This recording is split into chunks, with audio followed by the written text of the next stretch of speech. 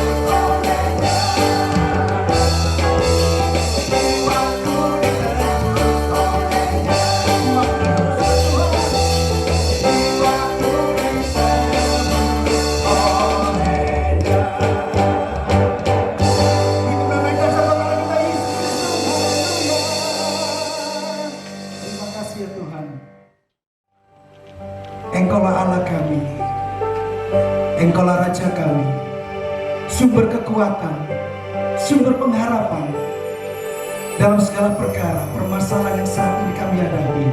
Engkaulah kekuatan dan pengharapan kami, ya Tuhan Yesus. Gloria. Satu-satunya yang kuandalkan, satu-satunya yang ku percaya, Engkau sumber kekuatan, sumber pengharapan, sumber kedamaian. Satu-satunya yang kuandalkan, satu-satunya yang ku percaya, Engkau Tuhan memberkati, Tuhan penyembuhku, Tuhan pemulihku.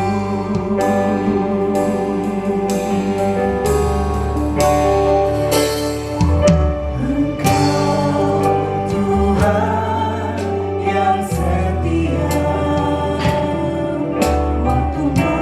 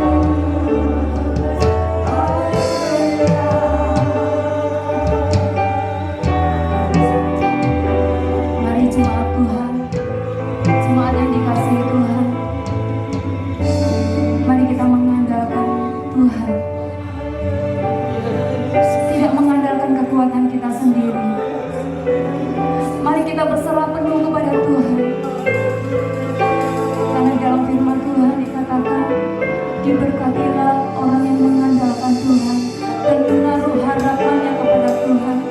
Dia akan seperti pohon yang ditanam di tepi aliran air. Daunnya selalu hijau dan selalu menghasilkan buah. Terima kasih Tuhan. Kami mau menerima janji-Mu Tuhan. Oleh sebab itu kami mau mengandalkan Engkau dalam kehidupan kami. Haleluya, haleluya. Oh, ini hidup kami Tuhan. Haleluya,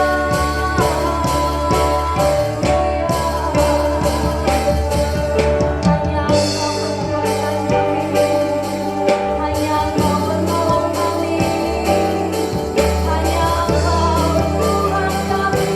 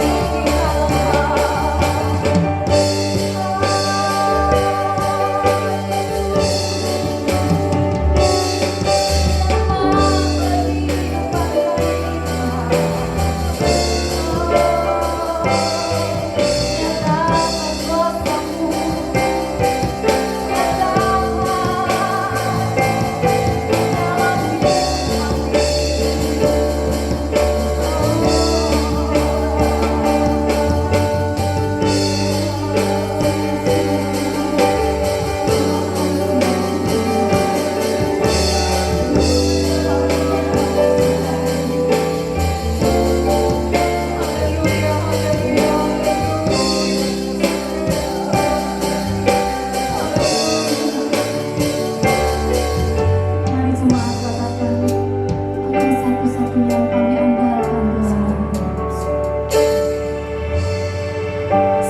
Satu-satunya yang ku andalkan, satu-satunya yang ku percaya. Engkau sumber kekuatan, sumber pengharapan, sumber kedamaian. Engkau satu-satunya yang kami andalkan Tuhan.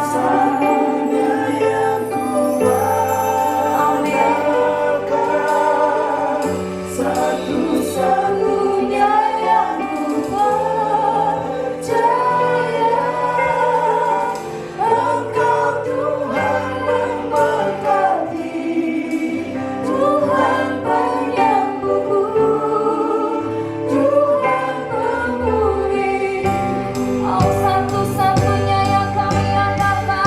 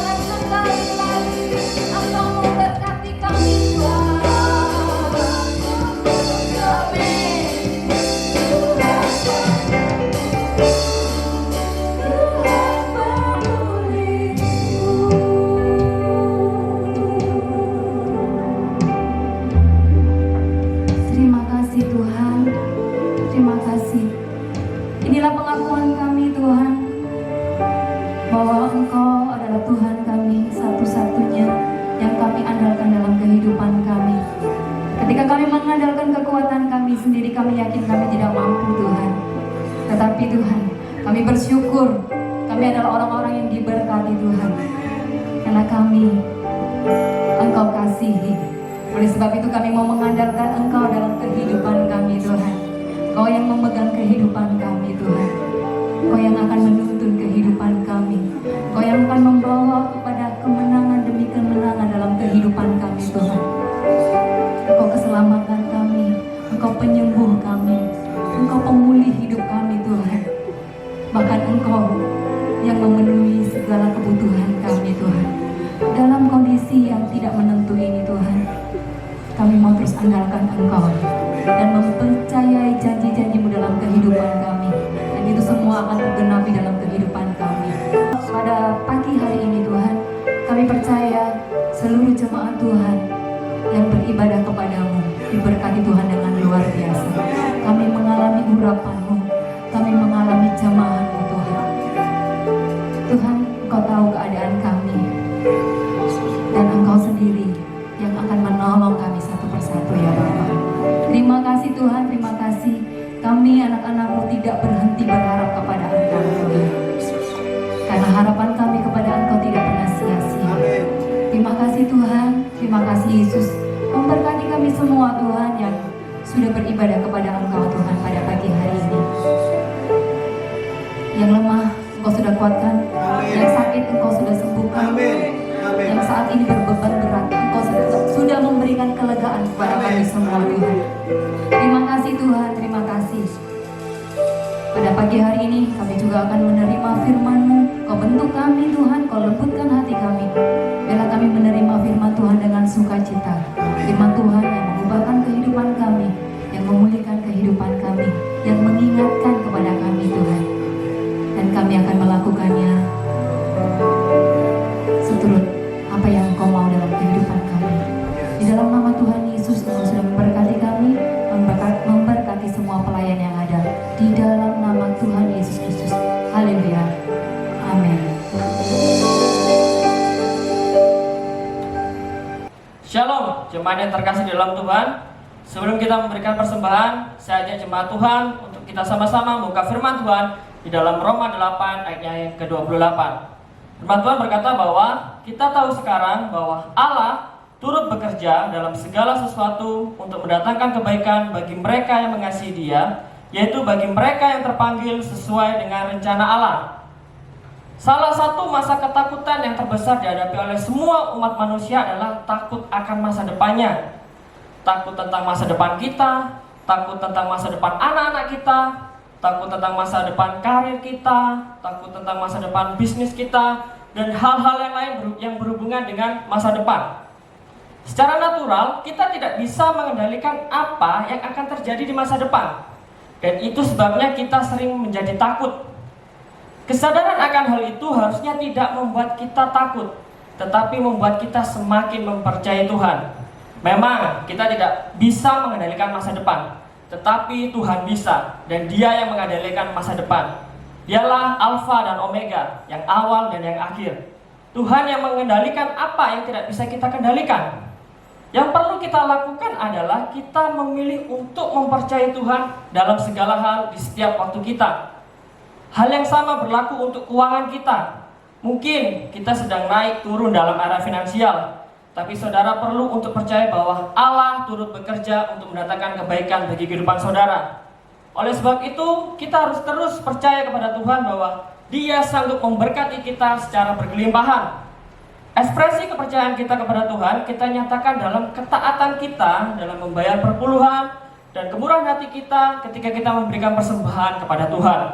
Oleh sebab itu, sikap kita dalam memberi persembahan dan persepuluhan disertai harus dengan sikap yang benar, yaitu melakukannya dengan sikap iman dan penuh dengan keyakinan. Dengan iman, saudara dapat melihat bahwa masa depan saudara akan diberkati. Saudara melihat saudara naik bukan turun, ada di atas dan bukan di bawah. Dan apapun yang saudara kerjakan dibuat berhasil oleh Tuhan. Tuhan Yesus memberkati. Sebelum kita memberikan persembahan dan persepuluhan kita, saya ajak jemaat Tuhan untuk kita bersama-sama untuk berdoa. Tuhan Yesus, terima kasih buat segala kebaikan-Mu dan anugerah-Mu Tuhan yang telah kami rasakan begitu besar dalam kehidupan kami Bapa. Dan tiba saatnya Tuhan kami akan memberikan persembahan dan persepuluhan kami yang terbaik bagi Engkau Tuhan. Kau lihat Tuhan, anak-anak yang akan memberi Tuhan, Kau berkati berlipat-lipat kali ganda Tuhan. Kami akan memberikan yang terbaik bagi Engkau Tuhan di dalam nama Tuhan Yesus Kristus. Haleluya. Amin. Selamat memberi, Tuhan Yesus memberkati. Kami siapkan hati kami untuk mendengarkan firman-Mu. Hari ini kami percaya firman Tuhan membawa kekuatan bagi hidup kami. Firman Tuhan membuat kami boleh melihat mujizat dalam kehidupan kami. Di dalam nama Tuhan Yesus Kristus, kami siap untuk mendengar firman Tuhan. Amin. Puji Tuhan. Shalom Bapak Ibu yang dikasihi Tuhan. Apa kabar saudara? Sudah beberapa minggu kita beribadah di rumah kita masing-masing, kita beribadah secara online, tetapi saya percaya walaupun kita mengikuti ibadah hanya secara online, tetapi kuasa Tuhan tetap bekerja dalam kehidupan kita. Ya, kita akan belajar minggu ini tentang apa yang mengendalikan hidup kita saat ini. Ya, kita tahu sama-sama kita sedang ada dalam situasi yang tidak mudah, situasi yang sukar, ya, tetapi biarlah kita belajar. Kesulitan, kesukaran itu tidak mengendalikan kehidupan kita. 1 Korintus pasal 6 ayat ke-12 berkata demikian. Segala sesuatu halal bagiku, tetapi bukan semuanya berguna. Segala sesuatu halal bagiku, tetapi aku tidak membiarkan diriku diperhamba oleh suatu apapun. Hari ini kita tidak sedang membahas tentang makanan halal atau makanan tidak halal, tetapi kita akan membahas tentang kalimat terakhir dari 1 Korintus pasal 6 ayat ke-12 ini yang berkata, aku tidak membiarkan diriku diperhamba oleh apapun. Saudara yang dikasihi Tuhan, apapun yang kita izinkan untuk mengendalikan hidup kita, untuk mengendalikan pikiran kita, itu akan mempengaruhi hasil atau output dari kehidupan kita. Dan itu akan menghasilkan buah dalam kehidupan ini. Oleh sebab itu kita perlu memperhatikan apa yang sedang menguasai hidup kita, apa yang sedang menguasai pikiran kita. Karena ketika seseorang dikuasai oleh sesuatu, maka itu bisa menghasilkan output yang baik atau yang buruk. Itu sebabnya Rasul Paulus memberitahu kepada kita, aku tidak membiarkan diriku diperhamba oleh suatu apapun. Nah, mari kita lihat bersama-sama apa yang terjadi ketika yang menguasai pikiran kita, yang menguasai hati kita itu adalah hal yang selain Tuhan, yang selain Kristus dalam kehidupan kita. Saudara yang dikasihi Tuhan, yang pertama perlu kita ketahui, apa yang menguasai hidup kita itu akan mempengaruhi kita dalam menilai segala sesuatu yang ada di depan kita. Kita melihat contohnya dari 10 pengintai, dari 12 pengintai yang masuk ke tanah Kanaan. Karena dikuasai oleh keraguan, maka 10 dari 12 pengintai yang mengintai tanah Kanaan, mereka memberikan laporan yang berbeda dengan 2 orang pengintai yang lain yang kita tahu. Mereka adalah Yosua dan Kaleb. 10 orang ini berkata kepada Musa bahwa orang-orang yang di tanah Kanaan itu mereka raksasa, dan orang-orang Ibrani mereka lihat diri mereka seperti belalang. Mari kita lihat bersama-sama dalam Bilangan 13 ayat 32 sampai 33. Bilangan 13 ayat 32 sampai 33 berkata demikian. Juga mereka menyampaikan kepada orang Israel kabar buruk, atau terjemahan lain mengatakan kabar bohong atau hoax tentang negeri yang diintai mereka, dengan berkata, negeri yang telah kami lalui untuk diintai adalah suatu negeri yang memakan penduduknya. Wow. Ya. Ini kebohongan pertama, memakan penduduknya. Dan semua orang yang kami lihat di sana adalah orang-orang yang tinggi-tinggi perawakannya. Dan kami juga di sana adalah orang-orang raksasa, orang-orang enak yang berasal dari orang-orang raksasa, dan kami lihat diri kami seperti belalang, demikian juga mereka terhadap kami. Ini kebohongan yang kedua yang mereka sampaikan. Bagaimana mereka menyampaikan berita bohong kepada Musa, kepada orang-orang Israel yang lain, bahwa mereka seperti belalang di hadapan orang-orang yang ada di Kanaan. Kenapa mereka menyampaikan kabar bohong seperti itu? Karena mereka memiliki cara pandang, memiliki nilai pandang yang berbeda dengan yang dimiliki oleh Yosua dan Kaleb. Karena dikuasai oleh iman, maka Yosua dan Kaleb memiliki cara pandang yang berbeda.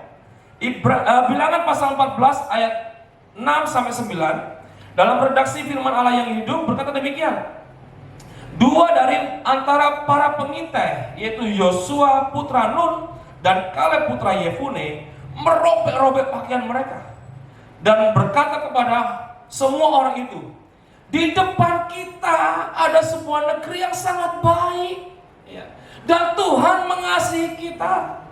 Ia akan membawa kita dengan aman masuk ke negeri itu dan menyerahkannya kepada kita. Negeri itu sangat subur, sebuah negeri yang limpah dengan susu dan madu. Janganlah berontak terhadap Tuhan dan jangan takut terhadap penduduk negeri itu, karena mereka bagaikan, perhatikan, makanan yang empuk. Terjemahan lain mengatakan mereka seperti roti atau mangsa bagi kita. Pelindungan mereka telah disingkirkan. Tuhan menyertai kita dan tidak melindungi mereka. Janganlah takut terhadap mereka. Saudara, lihat di sini ada dua kelompok orang, dua kelompok. Yang satu kelompok menyaksikan hal yang sama, sama-sama melihat objek yang sama, tetapi outputnya berbeda, penilaiannya berbeda. Satu kelompok melihat bahwa diri mereka seperti belalang, tetapi satu kelompok yang lainnya berkata orang-orang yang di depan mereka itu seperti makanan empuk yang bisa dengan mudah dikalahkan. Saudara yang dikasihi Tuhan, Yosua dan Kaleb memilih tidak membiarkan pikiran mereka dikuasai oleh mayoritas atau dikuasai oleh besarnya masalah yang ada di depan mereka. Yosua dan Kaleb memilih untuk percaya kepada Allah yang telah berjanji bahwa mereka akan dibawa oleh Tuhan masuk ke tanah Kanaan, sebuah tanah yang berlimpah dengan susu dan madu. Hidup mereka dikuasai dan dikendalikan oleh janji Tuhan dan bukan fakta yang ada di depan mereka. Ini yang perlu kita pahami bersama-sama. Apa yang terjadi dengan dua kelompok orang ini? Kita tahu bersama-sama 10 pengintai yang meragukan janji Tuhan, 10 pengintai yang melihat diri mereka seperti belalang, mereka tidak masuk ke tanah perjanjian. Tetapi Yosua dan Kaleb, mereka bukan hanya menerima janji Tuhan, mereka bukan hanya melihat janji Tuhan, tetapi mereka juga memiliki janji Tuhan dalam hidup mereka. Saudara yang dikasihi Tuhan, semua orang Israel mereka menerima janji Tuhan, tetapi bagi orang-orang yang tetap dikuasai oleh firman Tuhan, mereka bisa memiliki janji Tuhan. Jika hati kita dikuasai oleh ketidakpercayaan, maka kita tidak akan melihat penggenapan janji Tuhan dalam kehidupan kita.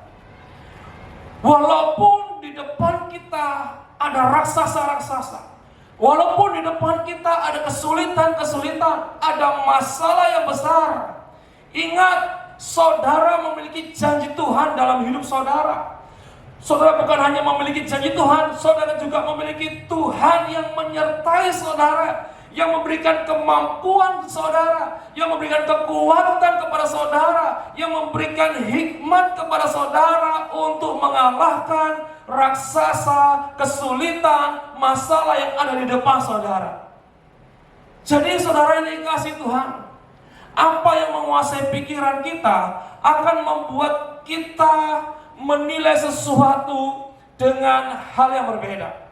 Ketika engkau dikuasai dengan firman Tuhan, maka engkau akan melihat sebesar apapun masalah yang ada di depanmu, engkau akan percaya bahwa engkau tampil sebagai pemenang.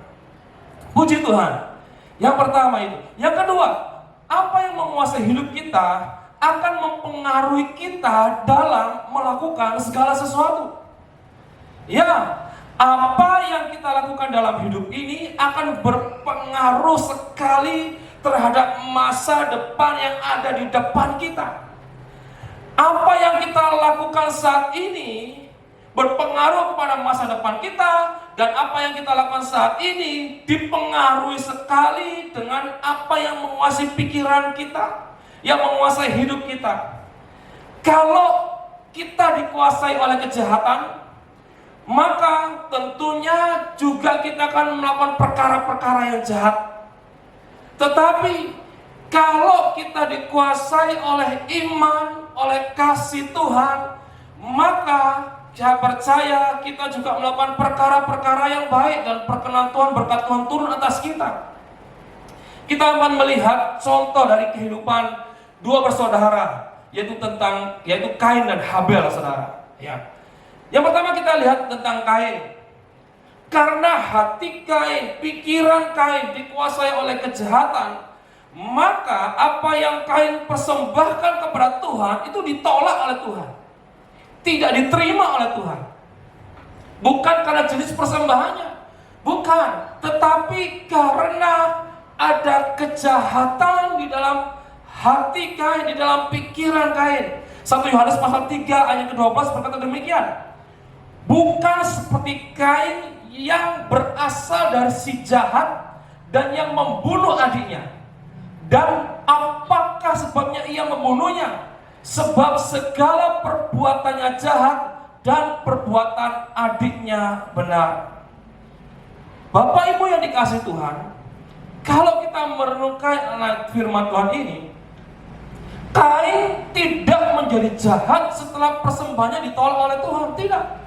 Menurut firman Tuhan dikatakan segala perbuatan jahat, segala perbuatannya jahat, maksud saya seperti itu. Segala perbuatan Kain itu di hadapan Tuhan jahat. Jadi memang pikiran Kain, hati Kain dikendalikan oleh kejahatan. Mungkin saja hasil persembahan yang dipersembahkan oleh Kain adalah hasil kejahatan. Memang kita tidak tahu kan hal itu, tetapi firman Tuhan katakan segala perbuatannya jahat. Nah, karena ada kejahatan itulah, maka Tuhan menolak persembahan Kain. Bahkan karena hatinya dikuasai kejahatan, ketika persembahannya ditolak oleh Tuhan, bukannya dia introspeksi, bukannya dia mengevaluasi dirinya, kenapa persembahanku kok ditolak oleh Tuhan, dia malah membunuh Habel, adiknya. Kenapa dia tega membunuh adiknya? Karena firman Tuhan katakan segala perbuatannya jahat. Saudara yang dikasihi Tuhan, kita lihat di sini. Kejahatan yang dibungkus dengan hal rohani tidak bisa mengelabui Tuhan. Tuhan Maha tahu, Tuhan tidak bisa dikelabui. Oleh sebab itu, saya mendorong saudara untuk membuang kejahatan dalam kehidupan saudara. Tuhan tidak bisa ditipu dengan perbuatan atau bungkus-bungkus agamawi yang kita lakukan. Ya. Tuhan bisa saja menolak, bahkan Tuhan akan menolak seperti yang dia lakukan terhadap Kain. Oleh sebab itu saudara dikasih Tuhan, mari kita memperbaiki diri kita, buang segala kejahatan.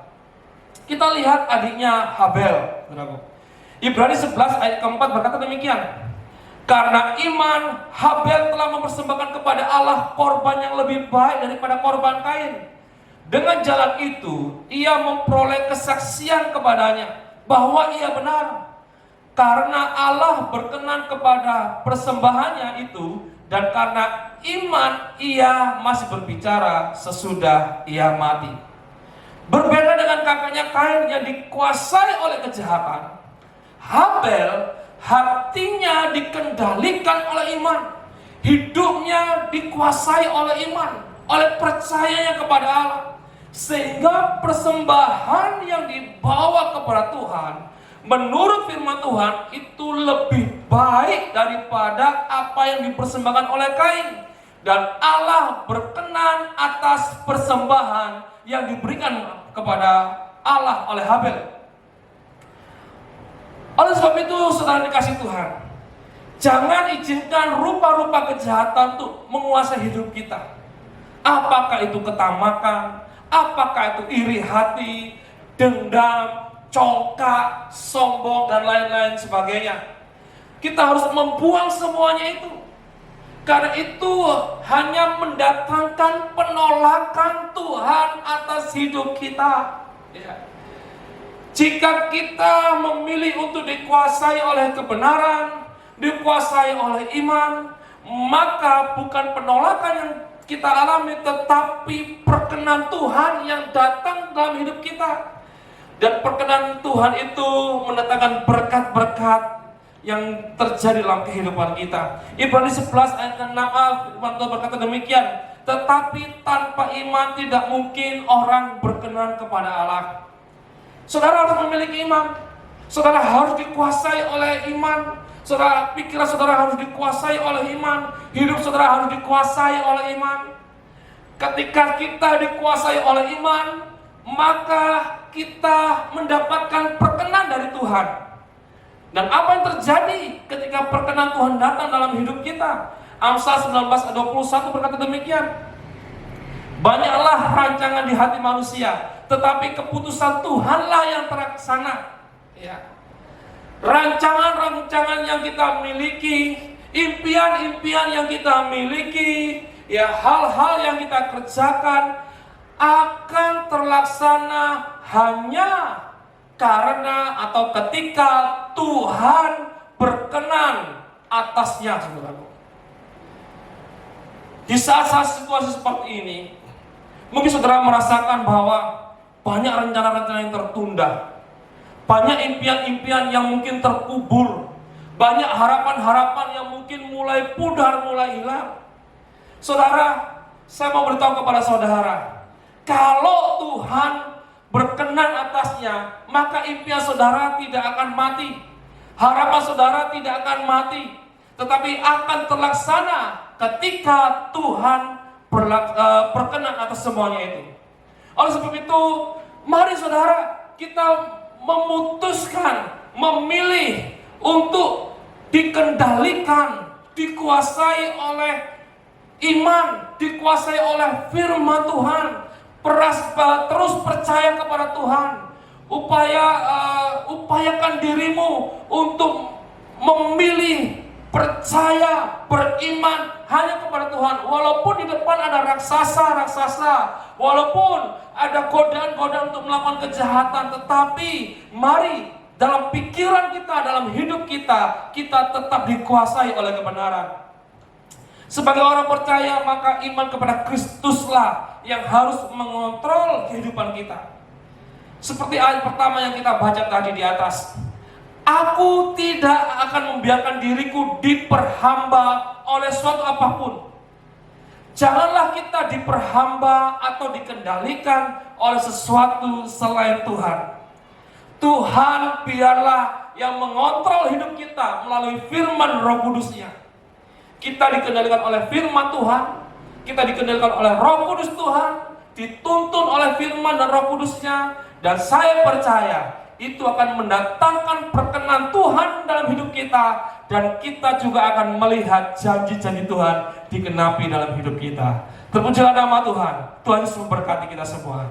Amin. Haleluya. Terima kasih Tuhan Yesus. Kami siapkan hati kami untuk menyembah-Mu pada pagi hari ini. Kami percaya kuasa-Mu bekerja dalam kehidupan kami. Lingkupi kami Tuhan dengan firman-Mu, lingkupi kami dengan kuasa-Mu Tuhan. Haleluya. Lingkupiku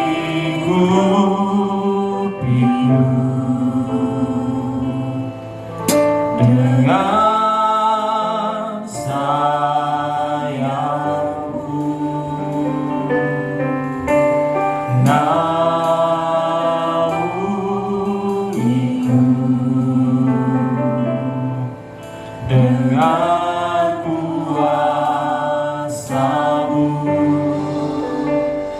saat badai bergelora,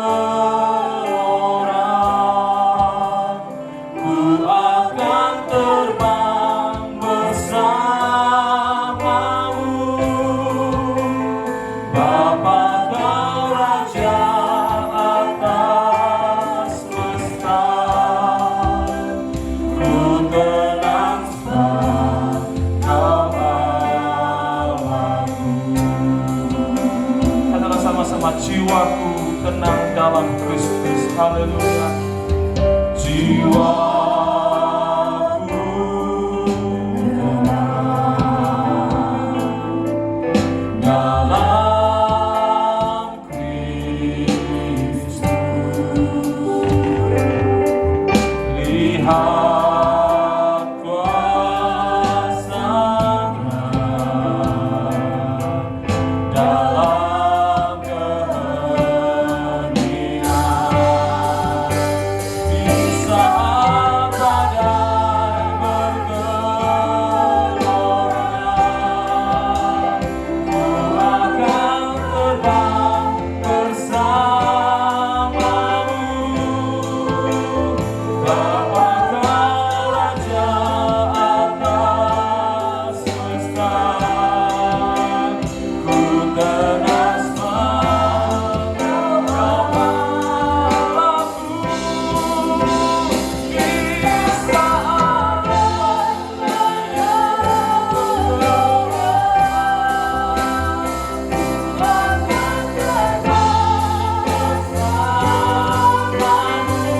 ku akan terbang bersamamu. Bapa, Kau Raja atas semesta,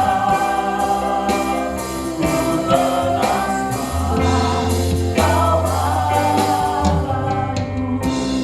Jemaat yang dikasihi Tuhan, yang sedang mengikuti ibadah ini di rumah masing-masing, ketahuilah bahwa Tuhan masih pegang kendali atas semua keadaan di sekitar kita. Tuhan masih pegang kendali atas alam semesta ini. Tidak ada yang tidak bisa Tuhan kendalikan, karena semuanya ada dalam kendalinya. Dan biarlah Tuhan juga mengendalikan kehidupan kita, mengendalikan pikiran kita, mengendalikan perasaan kita.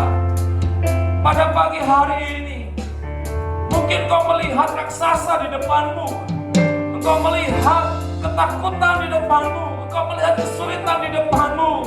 Tetapi biarlah itu tidak mengendalikan hidupmu, itu tidak menguasai pikiranmu. Biarlah pada pagi hari ini engkau memutuskan bahwa Tuhan tetap pegang kendali atas semuanya, dan Tuhan tetap pegang kendali atas kehidupanku. Aku tidak perlu takut, aku akan tetap tenang, karena Tuhan bekerja ketika aku percaya kepadanya. Tuhan berkuasa dalam menangani segala sesuatu. Jemaatnya dikasih Tuhan, maukah kau bangkit berdiri di tempatmu berada pada pagi hari ini? Mari angkat hatimu, angkat suaramu, katakan kepada Dia, Tuhan, di saat badai bergelora, aku justru akan terbang bersamamu. Aku akan mengatasi segala macam kesulitan yang aku hadapi. Aku tidak takut, Tuhan besertaku. Haleluya. Di saat badai bergelora, ku akan terbang bersamamu. Bapa, Kau Raja atas semesta, ku tenang sebab Kau sekali lagi. Coba katakan bersama-sama pernyataan iman kita. Badai bergelora, akan terbang bersamamu. Bapa, Kau Raja atas semesta,